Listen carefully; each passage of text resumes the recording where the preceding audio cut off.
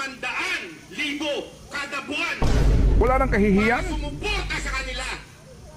Nung tinanggihan ko, anong meron?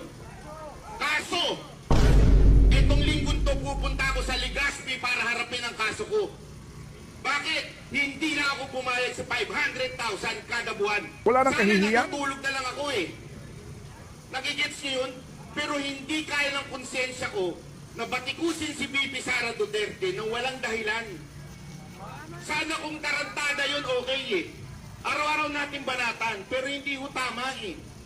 Hindi ako nagpapaka-righteous, nagpapakabanal. Kailangan ko yung pera. Pero masama na ho yun eh.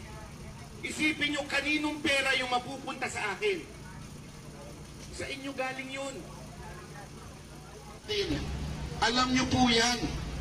Nananawagan po ko sa mga kapulisan na nakasapaligid ngayon.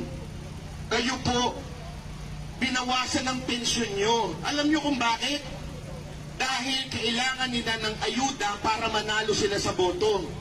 Ngayon, babawasan ng general nyo. Bakit? Kailangan din uli nila ng pera para sa ayuda para manalo sila. Kanino kinukuha? Sa pulis. Tapos sinusuportahan nyo ngayon. Inalok ako ng